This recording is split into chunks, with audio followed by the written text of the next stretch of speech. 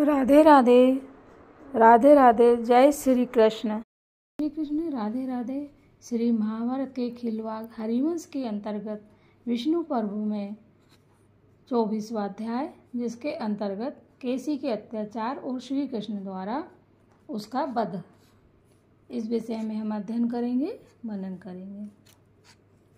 वैशंपायन जी कहते हैं, जन्मेजय अंधक की बातें सुनकर कंस की आंखें क्रोध से लाल हो गई। वह उनसे कुछ नहीं बोला और रोषपूर्वक उठकर अपने महल में चला गया। फिर वे सब यादव जो वहाँ की सारी बातें विस्तार पूर्वक सुन चुके थे, निराश होकर अपने घर को लौट गए। वे मार्ग में यह चर्चा कर रहे थे कि कंस का मस्तक खराब हो गया है। अक्रूर के मन में भगवान श्री कृष्ण के दर्शन की लालसा जाग उठी थी, अतः वे भी कंस की आज्ञा के अनुसार उठे और मन के समान शीघ्रगामी श्रेष्ठ रथ पर आरूढ़ हो वहाँ से चल दिए। उधर श्री कृष्ण को भी अपने अंगों में ही कुछ ऐसे शुभ लक्षण दिखाई देते थे जो पिता जैसे बांधव से भेंट होने की सूचना दे रहे थे। अक्रूर को भेजने से पहले ही मथुरा के राजा उग्रसेन कुमार कंस ने केसी के पास दूत भेजा और कहलाया कि तुम श्री कृष्ण का वध कर डालो। दूत की बात सुनकर मनुष्यों को कलेश प्रदान करने वाला दुर्जय दैत्य केसी वृंदावन में जाकर गोपों को सताने लगा। केसी घोड़े के रूप में रहने वाला दुर्दांत दैत्य तथा मनुष्य का मांस खाता था। उस दुष्ट पराक्रमी असुर ने कुपित होकर वहाँ महान संहार आरंभ कर दिया। वह ग्वालों सहित गौों को मार डाला और गायों को खा लेता था। मदमद केसी स्वच्छंद विचरने वाला और उच्छृंखल था। असुरूपधारी दुष्ट आत्मा दानव केसी जहाँ रहता था, वह वन मनुष्यों के मांस और हड्डियों से व्याप्त हो भूमि के समान प्रतीत होता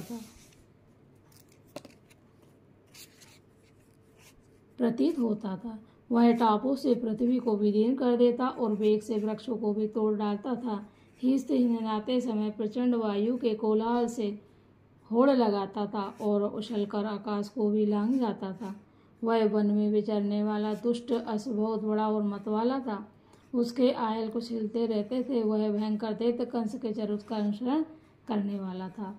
समस्त गोपों को मार डालने की इच्छा वाले उस पापचारी अश्वरूपधारी दैत्य ने वह सारा वन मनुष्यों से सूना कर दिया था। उस दुराचारी ने वह विशाल वन दूषित कर डाला था। वन से ही जीवन निर्वाह करने वाले मनुष्य और गोधन भी कभी उस वन का सेवन नहीं करते थे।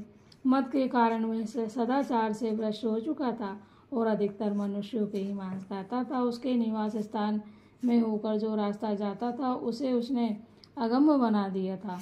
एक समय मनुष्यों के शब्द का उच्चारण करता हुआ केसी क्रोध में भरकर वृंदावन के भीतर गोपों की बस्ती में गया। उस समय उस पर काल सवार था। उसे देखते ही गोप और गोपांगनाएं शिशुओं को साथ लेकर भागी तथा करुण क्रदन करती हुई जगत के रक्षक अपने स्वामी श्री कृष्ण की शरण में आ पहुंची। बोलो श्री कृष्ण भगवान की जय हो। गोपांगनाओं के रोदन और गोपों के क्रदन से द्रवित होकर श्री कृष्ण ने उन्हें अभय कर दिया। फिर वे केसी पर टूट पड़े। केसी भी अपनी गर्दन ऊपर उठाए हिंसता हुआ बड़े वेग से श्री कृष्ण जी की ओर गया और चला। उस समय वह दांत दिखाता हुए आंखें फड़फड़ाकर उनकी ओर देख रहा था। उस अश्वरूपधारी दानव केसी को अपने ओर आते देख भगवान श्री कृष्ण उसका सामना करने के लिए आगे बढ़े, मानो श्याम मेघ चंद्रमा की ओर जा रहा हो।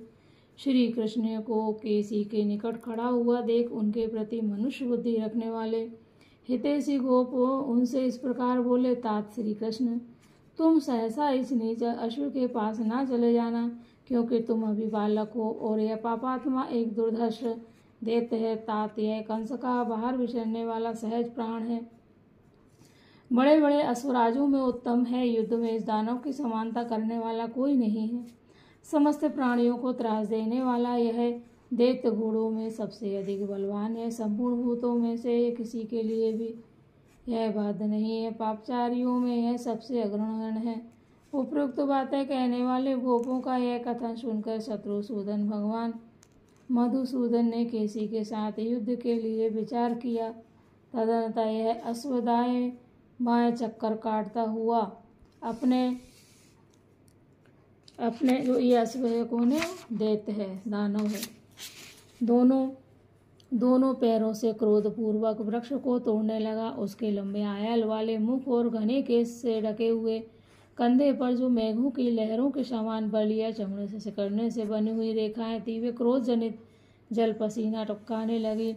वह अपने मुख से पैदा हुए धूल मिश्रित फैन की वर्षा करने लगा, मानो हेमंत ऋतु में चंद्रमा आकाश में कुहासा गिरा रहा हो।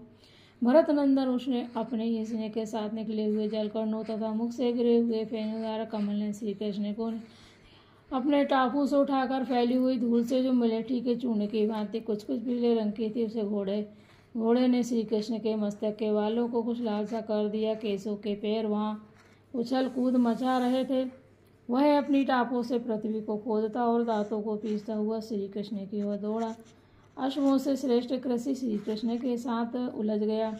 उसने अपने दोनों आगे वाले पैरों से उनकी छाती पर प्रहार किया। उस बलवान दानव ने अगल बगल से भी बारंबार अपनी टाप चलाई और अमित तेजस्वी यानी बहुत तेजस्वी श्री कृष्ण पर घोर प्रहार किया।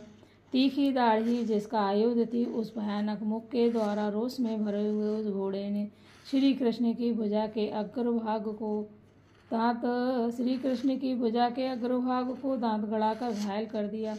लंबे लंबे आयाल से सुशोभित केसी श्री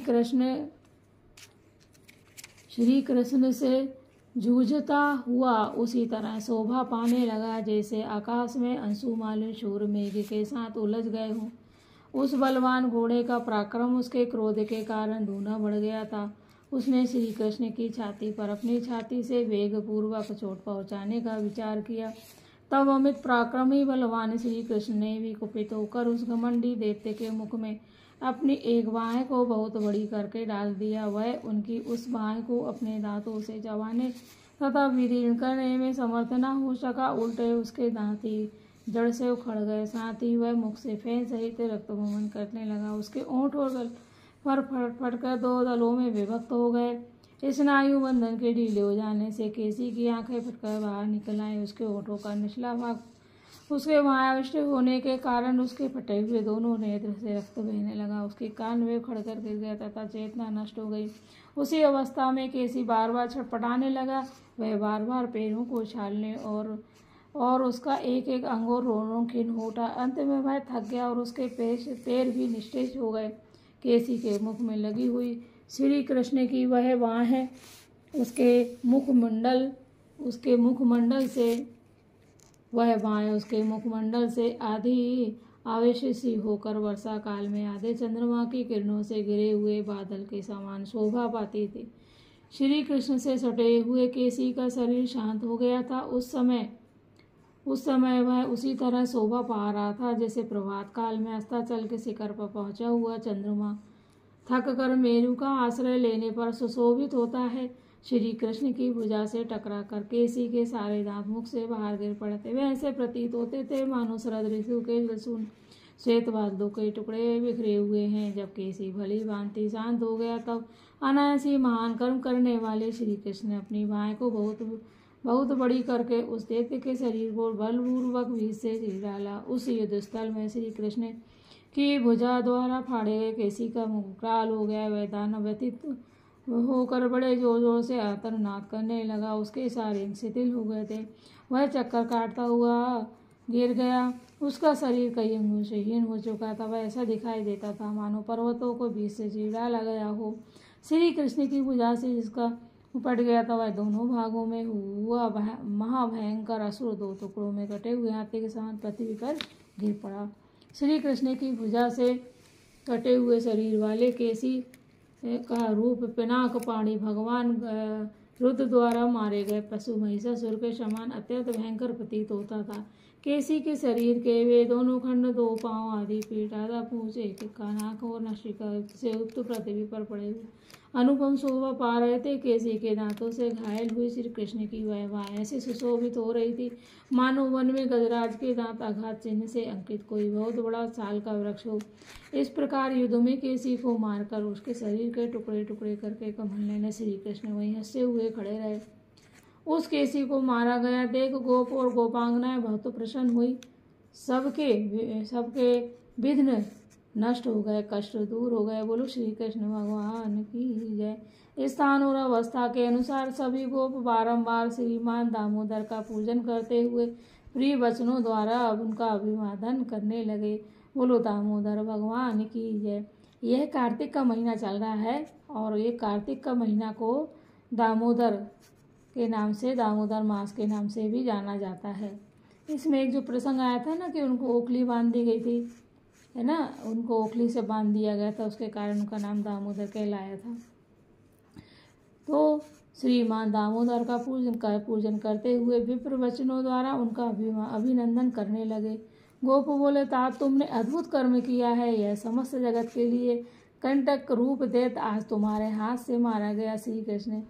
यह इस भूतल पर घोड़े का रूप धारण करके विचरता था। तात इस अश्वरूपधारी पापी दानव केसी का वध करके तुमने वृंदावन को मनुष्यों तथा पशु पक्षियों के लिए सेव और क्षेम कारक बना दिया। इस दुरात्मा ने हमारे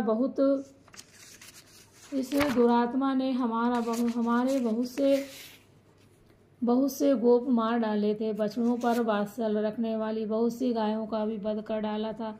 इसके सिवा और भी कितने ही जनपद इसके हाथों से नष्ट हो चुके थे। यह पापाचारी दानव निश्चय ही संसार का प्रलय करने के लिए उद्यत हुआ था। मनुष्य लोक को मनुष्य से शून्य करके यहाँ सुखपूर्वक विचरने की इच्छा रखता था। जीवित रहने की इच्छा वाले कोई भी पुरुष इसके सामने खड़ा नहीं हो सकता था। देवताओं के समूह में से भी कोई इसका सामना नहीं कर सकता था, फिर भूतल निवासियों की तो बात ही क्या है। वैशंपायन जी कहते हैं, जन्मेजय तदंतर आकाशचारी मुनि विप्रवर नारद जी आकाश में अदृश्य भाव से खड़े हो बोले, देवेश्वर विष्णु कृष्ण में आप पर बहुत प्रसन्न हूँ। बोलो श्री कृष्ण भगवान की जय। श्री हरि विष्णु भगवान की जय। नारद जी फिर बोले, प्रभु आपने केसी को मार डालने की इच्छा से जो यह दुष्कर्म किया है वह यह केवल आपके ही योग था, अथवा देवलोक में केवल त्रिनेत्रधारी रुद्र ही ऐसा पराक्रम कर सकते थे। तात मैं युद्ध देखने को सदा ही उत्सुक रहता हूँ, अतः अपनी अंतरात्मा से आपका ही चिंतन करता हुआ यह मनुष्य और अश्व का संग्राम देखने के लिए स्वर्गलोक से यहाँ आया था। गोविंद आपके पूतनावध आदि कर्मों को भी मैं देख चुका हूँ, किंतु इस केसी के वध रूप कर्म से मुझे विशेष संतोष हुआ है। भयानक रूप धारण करने वाले दुरात्मा अश्व केसी के बल सूदन देवराज इंद्र भी डरते थे। आपने अपनी वाह के एक भाग को बड़ा करके उसके द्वारा जो इस शरीर को फाड़ डाला। विश्वयोनि ब्रह्मा जी ने इसकी मृत्यु के लिए ऐसा ही विधान बताया था। अब आप मेरा यह अनुशासन सुने। आपने केसी का वध किया, इसलिए संसार में केशव नाम से विख्यात होंगे।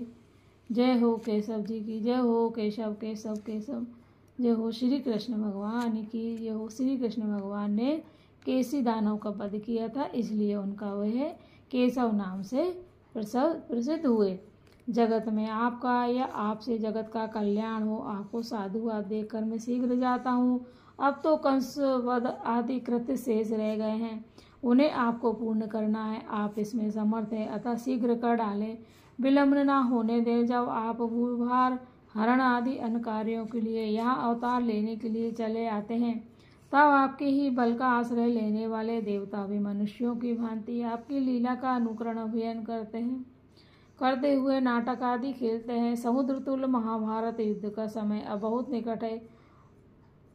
काय का समुद्र तुल्य महाभारत युद्ध का समय अब बहुत निकट है। मरकर स्वर्ग में जाने वाले राजाओं के लिए युद्ध के अवसर हाथ में आ गए हैं। विमान के आरोहण के लिए आकाश में जो ऊर्ध्वगामी मार्ग है उनका शोधन कर दिया गया है, रुकावटें दूर कर दी गई हैं। इंद्रलोक में आने वाले राजाओं के लिए पृथक पृथक अवकाश स्थान बनाए गए हैं। राजाओं के लिए पृथक पृथक अवकाश निवास स्थान बनाए जाते हैं। केशव उग्रसेन कुमार कंस के मारे जाने पर जब आप यादवों के संरक्षण के रूप के पद पर प्रतिष्ठित होंगे, तब सब राजाओं का वह महान युद्ध आरंभ हो जाएगा। आपके कर्म या पराक्रम की कहीं तुलना नहीं है। अतः पांडव लोग आपकी ही शरण लेंगे। राजाओं में वेद के अवसर पर जब युद्ध उपस्थित होगा उस समय आप पांडवों का ही पक्ष लेंगे। जब आप राजासन पर बैठेंगे तब आपके प्रभाव से राजा लोग अपनी उत्तम एवं शुभ राज्य लक्ष्मी को त्याग देंगे। क्या बोला? जब आप राजासन पर बैठेंगे तब आपके प्रभाव से राजा लोग अपनी उत्तम एवं शुभ राज्य लक्ष्मी को त्याग देंगे, इसमें संशय नहीं है। जगदीश्वर श्री कृष्ण को बारंबार प्रणाम है, सहस्रवार अनंतवार प्रणाम है। यह मेरा तथा स्वर्गवासी देवताओं का संदेश है जो 2 श्रुतियों द्वारा गुण रूप से प्रतिपादित है। अब यह जगत में भी विख्यात हो जाएगा। प्रभु, मैंने आपका पराक्रम देखा, आपका भी दर्शन किया, साधुवाद। अब मैं जाता हूँ, कंस के मारे जाने पर मैं फिर आपसे मिलूँगा। ऐसा कहकर नारद जी तत्काल आकाश में चले गए। देव संगीत की उत्पत्ति स्थान नारद जी का पूर्वोक्त वचन सुनकर श्री कृष्ण ने तथास्तु कहकर उनकी बात मान ली। फिर वे गोपों से मिले। गोपगण श्री कृष्ण से मिलकर उनके साथ ही पुनः ब्रज में प्रविष्ट हुए। बोलो श्री कृष्ण भगवान की जय। इस प्रकार श्री महाभारत के खिलवाड़ हरिवंश के अंतर्गत विष्णु पर्व में केसी दानव का वध विषयक 24वां अध्याय पूरा हुआ। बोलो श्री कृष्ण भगवान की जय। हे श्री कृष्ण, सभी की रक्षा करें, सभी के मनोरथ सिद्ध करें। जिन माताओं की गोद नहीं भरी है उन्हें गोद भरें, जिनकी गोद भर चुकी है उन्हें श्रेष्ठ संतान दे, वंश की वृद्धि करें, सभी के मनोरथ पूर्ण करें, देश का, परिवार का, समाज का उद्धार करें। और जो हरिवंश पुराण को सुन रहे हैं, श्रवण कर रहे हैं, सुना रहे हैं, औरों तक भेज रहे हैं या बुजुर्गों को सुना रहे हैं, उन सभी की इच्छा पूर्ण करें। जय श्री कृष्ण। राधे राधे।